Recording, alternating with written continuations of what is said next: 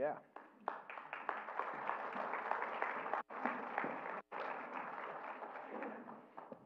Well, good morning, everyone. Some of you might be looking around and say, we usually have a few more people here, and that's because people are coming for the taco fiesta after the second service, and so they didn't want to make two trips. And so, but if you happen to be here and want to be a part of that with us, just go to Lowe's, do your errands, and then come back and join us right around 11:30. And Dino and Janice will be staying with us and being a part of that. I only wanted to add one other announcement to what Steve said, and it's a month out. We will be having our annual meeting as a congregation on June the 2nd. It'll be a 5 o'clock event, and this is the time where we affirm those that God has kind of selected out to serve among us as elders and as deacons and as leaders of our various ministry teams. It's also the time where we embrace our budget, which is really an expression of our sense of stewardship. What is it that God wants us to do with the resources that He's entrusted to us? So that'll be happening on June the 2nd, and love for you to be out and be a part of that.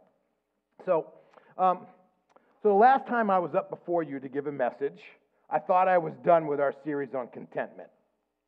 And I just wasn't content with where we ended. So I want to come back to this one more time. You know, we've been in this dialogue, and there's been this thought, this prayer kind of rattling around in my heart, and I hope now in your hearts, about this idea of contentment. Last fall, we studied the book of Philippians. And in there, as Paul moves to the end of his writing to this church, as God's inspiring him, he says, you know, I got to tell you something. I'm really grateful for the gift that you've sent. It's helped to sustain me. I have the resources now and that kind of thing. But I got to tell you, God has taught me, I've learned the secret of being content in any and all circumstances. And that idea really grabbed my heart in the sense of what is it that you and I need to learn in order to discover the secret of being content. And so we've been in this journey working kind of through all of this. And what dawned on me is what we've talked about is the what's, but we haven't really talked about the who. And because when it comes to our faith in God, it's not just the what. It's not just what we believe or what's right or wrong in His eyes and the what's kind of stuff, but it's also the who we know, who we follow, who teaches and instructs us. And, you know, so we started out in this journey walking through this what part, and we basically started out saying, well, what is it that Paul's talking about? When he's talked about the secret, learning the secret of being content, what does contentment really mean? Is it equivalent with just God's peace? You know, Jesus says, my peace I give to you. Not as the world gives, I give you my peace. It's a part of that. And we've kind of pulled out a definition from guys who have really thought and prayed and worked on this all through their lives. One of them was a guy by the name of Jeremiah Burroughs. It was 400 years ago. And he talked about it in the sense of inward, kind of quiet, sweet, gracious frame of spirit. And that's not the way any of us would talk, right? But it's this gracious, sweet, inward frame of spirit which freely submits and delights in God's wise and fatherly disposal of our lives. And what he's really talking about there is God's sovereignty and providence in our lives. And he qualifies it by calling it fatherly and wise, where it's good for us, and it's also, and it's motivated by love, his care for us. We probably feel a little bit more comfortable with the way Andrew Davis has expressed this, where he refers to it as Christian contentment is finding delight in God's wise plan for my life. Finding delight in God's wise plan for my life. That means the journey you've been on since the moment you first drew a breath here on the planet to where you are now, that's all God's plan for your life. And we find delight in it, and we also humbly allow Him to lead us in what's coming next. That's contentment. Sometimes that road puts us in a place where it's really, really good by the world's thing. And sometimes it's a difficult path, but it's in those moments, like Paul, in any and all circumstances, we can be content. And so we've looked at some stuff to try to figure a lot of that out. And so, some of that has been, we started out with this definition, and we first asked the question, what is it that we really need to believe if we're going to be content? And I'm doing a little bit of a recap because I want to launch into the last part. If we started out with the idea, first of all, we have to believe, we need to understand, we need to really think through when we say that God is sovereign, and God exercises his sovereignty, his right to rule through his providence, the way he does his goodness in the world. And it means that we have to understand that everything that God does is good. I loved what Malcolm said to us over the weekend that we studied with him. God cannot be separated. So we can't talk about God's sovereignty, his providence, and separate it from his nature as love and his goodness. So if God is actually managing every detail of our lives, he knows that a sparrow falls to the ground. It can't be separated from his goodness. And we need to really think through the implications of that for our journey. Because a lot of times we feel like God was with me here and I felt abandoned by him here in those moments. And when we're in that scenario, our contentment's never going to come. But beyond that, we looked at a couple of other things. We looked at some of the things that we need to practice, skill sets we need to have. And there were wonderful things like we need to figure out the difference between our wants and our needs. And some of our definitions of needs might kind of need to be challenged a little bit.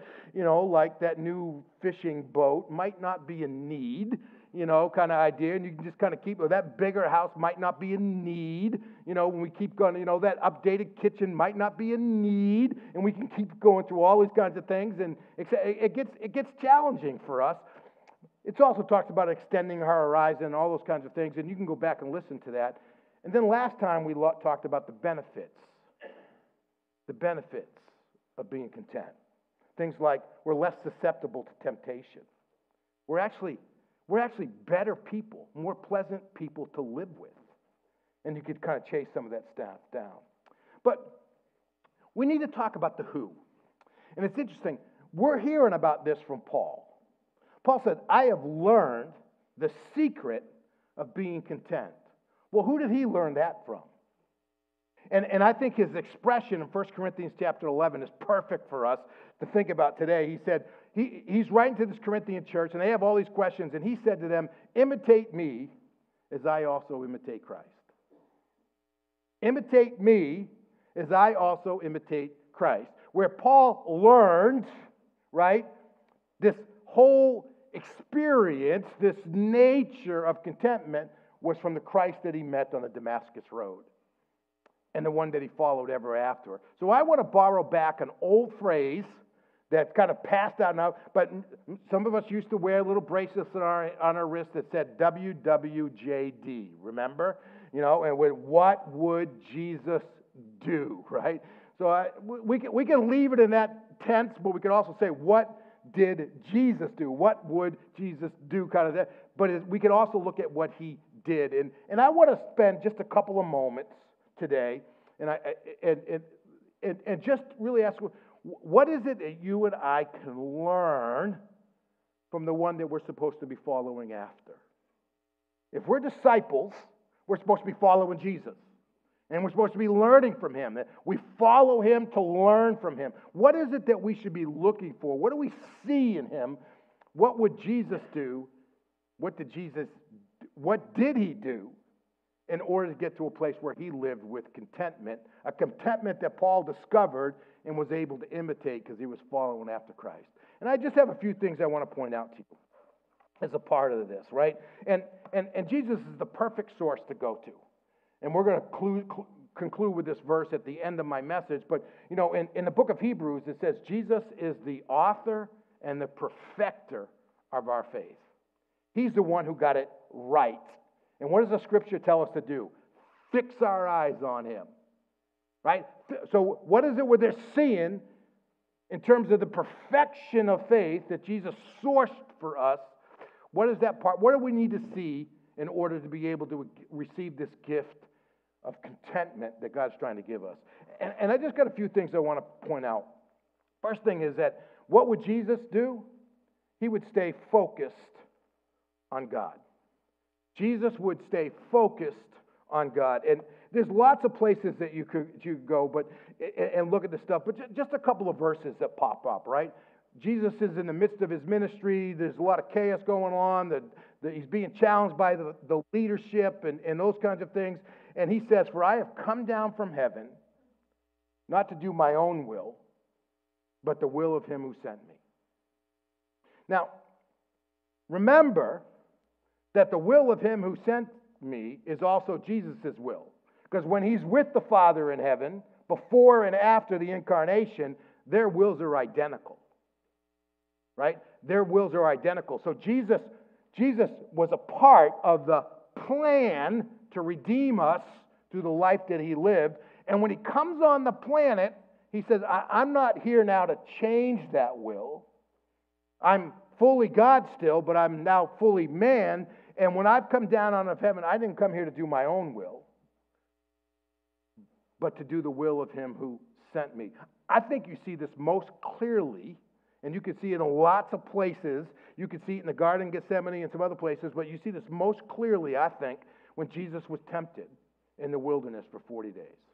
This is in Matthew chapter 4. There's some other kind of things, but many of you know the dynamics. Jesus is driven by the Spirit out into the deserts. He's there for 40 days, hasn't eaten, and he's all by himself, and the evil one shows up to tempt him. And what he's there to do, he says, you know what? You have needs that you didn't have in heaven. You have opportunities here that you didn't have in heaven, and he's here to test him to see if he's going to do the will of him who sent me, or is he going to do his own will, meet his own needs? And the first one just comes down to he's hungry, right? I'm hungry after 40 minutes. He's hungry after 40 days, right? He's hungry, right? And he says, you know what? Just speak to these stones. Turn them into bread, you know? Who doesn't like a good fresh piece of bread with some oil and Parmesan cheese all mixed up together? Or the Bertucci rolls with lots of extra. Just turn them into the juiciest, warmest loaf you've ever had, and you don't have to share it with anybody because there's nobody else here. Right? And he doesn't do it. He says, no. Man doesn't live by bread alone, but by every word that comes from the mouth of God. And then he challenges and said, well, he takes them up and onto the top of the temple, and he says, just leap off and see what God does. Show everybody that God's going to protect you. And Jesus said, I'm not here to see what God wants to do for me. I'm here to fulfill the plan that he has for my life. I'm not going to test him because the scripture says not to test him. I think the last one was probably the hardest. Not because Jesus wasn't going to inherit glory, but he shows them all the kingdom of the earth. He says, if you'll just bow down and worship me, you can have it all. Think about it for just a moment. If Jesus had done that, in that instant, he could have put an end to all human suffering. Right? Because he would have been in charge of all of it. Never would have been another accident ever. Never a flood ever again. None of that kind of stuff. He could have had control of it all, right? But you and I would have had a great 80, 90, 100 years here, and then we would have spent eternity in condemnation. And there's in this moment, because the plan of redemption would not get fulfilled. And so you and I would still be in our... We'd have a great life. We'd never have a problem. Everything would always go hunky-dory. Nobody would ever get sick, all that kind of stuff. But when we're done, it would be over. And then the hard part would come. And Jesus submitted to the plan. He's staying focused on God. And folks, listen, there's a lot of competitors for our focus. There's our circumstances. There's other people. How many of us, well, they made me do it, right? I would have never said those things to you if you hadn't, well, Sometimes it's other people. Sometimes it's just ourselves. There's lots of things we can focus on other than God, but there's this need for us to focus in on God and see the bigger picture and then move forward through all of that. Why was Jesus able to do that? Because he trusted God. You know, we put it this way in the Gospel of Luke. He's on the cross, in the final moment of his life, and he says, "Father, into your hands I entrust my spirit." That was just the end of the journey that he had lived from the moment he was born in the and put in the manger. He had trusted God through that whole journey. Folks, you and I are never going to get to a place where we really experience contentment until we trust God enough to stay focused on him. And you can just kind of work through it all to stay focused. And listen, we need to admit that it can be hard to do that. That's why we need spiritual friends in our lives, whether you get them through life groups or other kinds. They're there to kind of give us a kick in the fanny to stay focused on God. I remember when I was in high school working for my dad's company, his contracting company. There was a guy who ran all the supplies and equipment and that kind of stuff. His name was John. He had a sign over his desk, and he says, sometimes when you're up to your armpits in alligators, it's hard to remember that your main objective is to drain the pond, right? You know, sometimes we can just get so caught up in all the circumstances around us, we forget why we're here in the first place. And you and I are here to be the salt of the earth and to be the light of the world, and to reflect Jesus and be his ambassadors in the world. And all the stuff that's going on in our lives never, ever, ever changes that. And in order for us to maintain that focus, we have to learn how to trust, like Jesus did. Here's the second. What else would Jesus do? Here's the second thing. He value the kingdom of God above everything else. You say, oh, yeah, I get that. Just listen to these two simple parables that comes out of Matthew chapter 13 and see if you're doing this. And I'm asking this of myself, but are you doing this? Jesus put it this way: the kingdom of heaven is like a treasure buried in a field that a man found and he reburied. Then, in his joy, he goes and he sells everything he has and buys that field. Valuing the kingdom above everything. That you look and say, well, this doesn't. In the ancient days, they didn't have safe banks and that kind of stuff. So when you came across a fortune, this stuff may have been buried in the ground for 100 years, right? Because the way they did is they went and they buried it, they hid it, and that's how they put it in the safe to protect it. And somewhere along the line, it got lost. And here's a guy coming and he's checking, and he finds it, and he says, you know what? I'm willing to give everything to own this field because I know it's worth it. I know it's worth it. Jesus knew it was worth it. Second, it goes on. It says the kingdom of heaven is like a merchant in search of fine pearls. When he found the one priceless pearl, he went and sold everything and he bought it. So these are powerful, short little parables. But the question I want to ask is, are we really willing to sell out everything for the value of the kingdom of God? That's what Jesus was willing to do. You know, it's this idea for you and I to understand, all right, I understand that God's fatherly, wise, sovereign disposition over my life is perfect, and I'm going to sell everything out to be a part of it. Just a couple of applications, right? Let me start with this first one. You know, occasionally I do marriage counseling. And I don't do a ton of it, and it may be because I often start with this question. You know, people come in and say, well, why are you here? What do you want to talk about? You know, what's going on? They share a little bit, and then I start with this question. What is it in your life that you're not willing to change in order to have a better godly marriage with your spouse? And it doesn't sound very good, like when you say, well, I don't want to have to pick up my dirty clothes. I'm not willing to change that. You know, and you start putting stuff in perspective, right? We get down into the pettiness, right? And when so, what is it that you're not willing to change in order to have a better marriage? Well, you just take that principle and you apply it to this. What is it that what are you unwilling to give up? What are you unwilling to give up to not know the contentment and the supreme value of the kingdom of God? It's a significant question to ask. And Jesus is painting the picture. He said, when you really encounter the kingdom of heaven, the answer to that is nothing. There isn't anything that you wouldn't give up. You're going to go and sell everything right down to your last sock and go buy the field. You're going to drum up all the best jewelry you got. You're going to sell it all off or whatever you can on eBay and Venmo and all of that, and you're going to go buy that priceless pearl.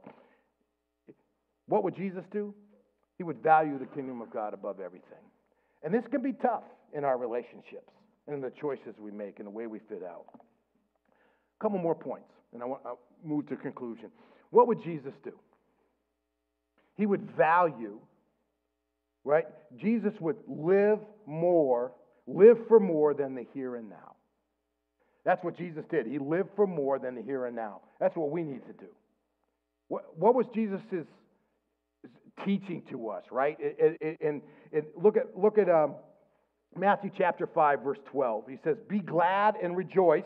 He's talking now about being persecuted, the toughness that's going to come on, that he's going to be. He says, be glad and rejoice because your reward is where? In heaven.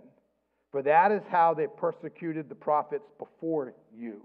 And so he's located, said, what you really need to be thinking about is not the here and now. What you really need to be thinking about is the eternity part.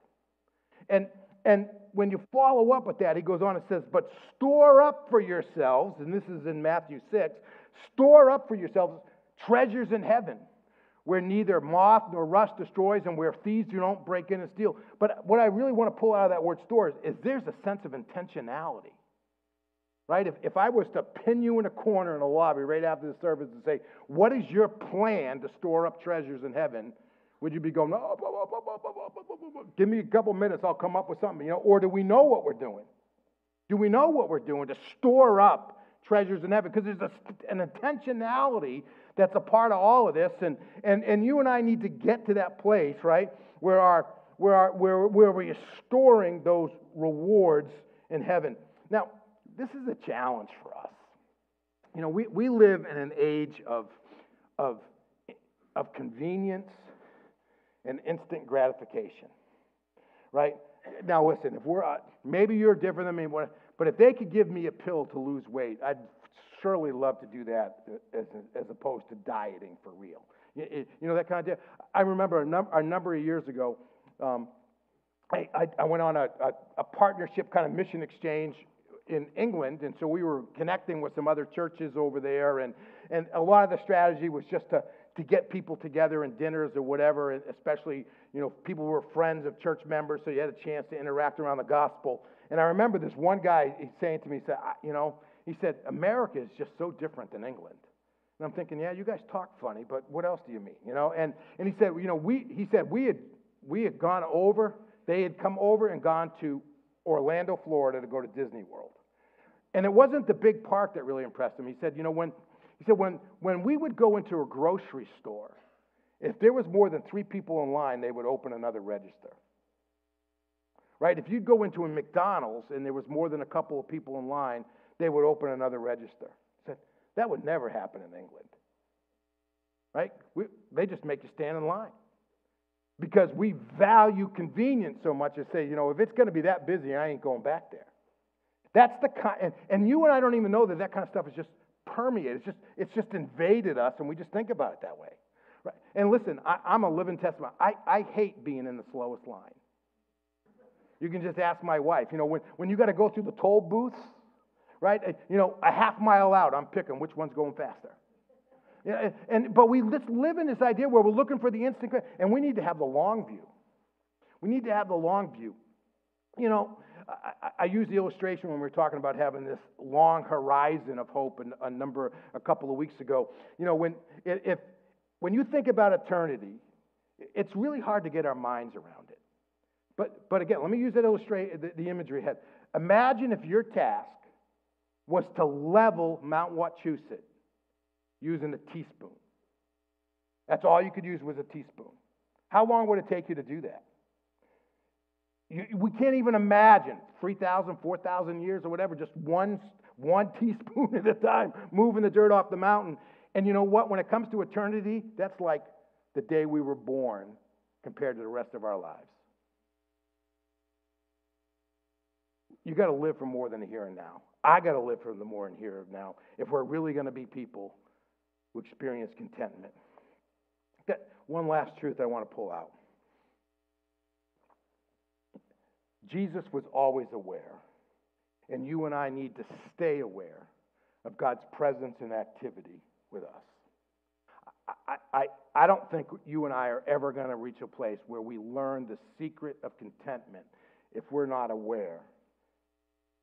Not just be able to write down a great Sunday school answer, but aware that God is always present with us and He's always active with us. A couple things that Jesus said. You know, in John 8, He said, when you lift up the Son of Man, then you will know that I am He, referring to the Messiah, and that I do nothing on my own. But just as the Father has taught me, I say these things. The one who sent me is with me. He has not left me alone, because I always do what pleases Him. Jesus was living out that truth that you see in the Old Testament where the seer said to the king, God is with you when you are with Him. And Jesus was aware of that all the time. And you and I need to stay aware of that. Just another thing, in John chapter 5, He says, my Father is still working and I am working. And I think this is important for us for two different reasons. One is assurance. I think a commitment comes from contentment. Someone is based on confidence, on assurance, right? In the sovereignty and the goodness of God. And when you and I are aware of God's presence with us, it brings a sense of assurance. And just a little anecdote to kind of prove that. One of the reasons why Psalm 23 is one of the most popular passages of scriptures that gets read at funerals is because when I walk through the valley of the shadow of death, I'm going to fear no evil, for thou art with me. And it's that sense of insurance. I also think it has a sense of accountability for us. It has a sense of accountability for us. Just ask yourself, when you're on the highway and you're rolling with the traffic and you see a cop on the side of the road, what's your first reaction? How fast am I going? Your eyes go right down to the speedometer, right? You want to slow down a little bit because all of a sudden there's accountability, right? Like another sample, confession's good for the soul. I'll start with it. I'm definitely going to eat more chips if my wife's not home, right? Because accountability is, and those kinds of imageries. Listen, and so being aware of God's presence not only brings us tremendous comfort and assurance, but also holds us accountable. And remember, Jesus, one of God's natures is He's omnipresent. He's everywhere, right? He's everywhere. And so there's just great power in us being aware of the presence of God with us. And God's invited us to do that. In Hebrews chapter 4, He says, let us approach the throne of grace with boldness. There's this tremendous invitation for us to come into His presence and to stay there and to receive what we need. We started with Hebrews chapter 12. I want to end with this verse as we lead into the Lord's Supper. Hopefully all of you grabbed these as you came in, and many, many of you, if not all of you, are familiar with the fact that on the last night of His life, Jesus was gathered with His disciples in the upper room, and He wanted them to remember what was about to happen. And in that act of remembrance, they're focusing on the fact that He is completing and perfecting. He's offering up this faith. He's the source, the author and the perfecter of our faith. And from that, he calls upon us.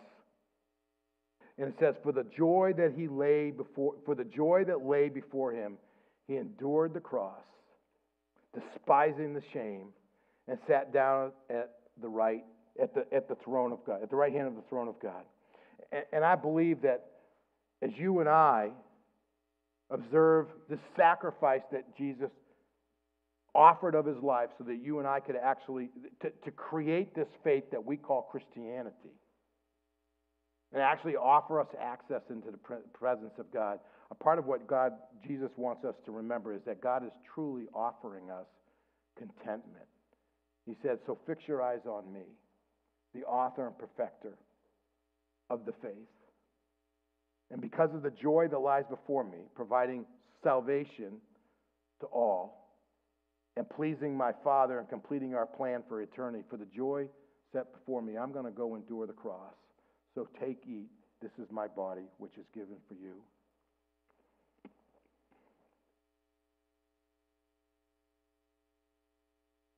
The blood was always seen in the ancient world to be the emblem of life. And a part of sealing a covenant was the shedding of blood. And Jesus was going to establish a new way for you and I to be connected to the God who can give us contentment, not through our own works, but through but through his life. And so he says, in this cup is the covenant, the new covenant that's established in my blood. He said, drink from it, all of you. And God's people said, amen.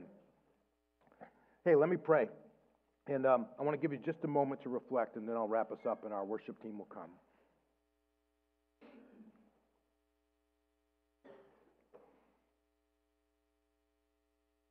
On a scale of 1 to 10 right now, answer this for yourself. How content are you?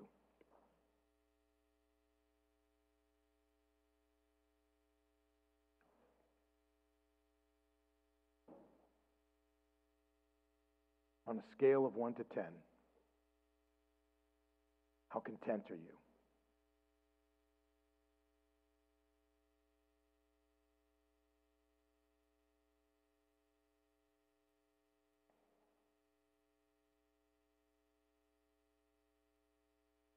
Next, let me ask you this question. To learn the secret of contentment, what are you willing to do? What step are you going to take?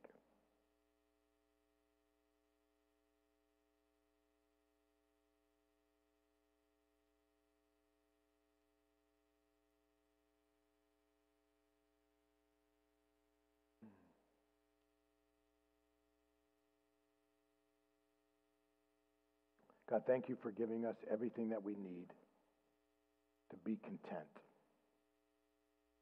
Let us learn that secret of being content. For I prayed in Jesus' name, amen.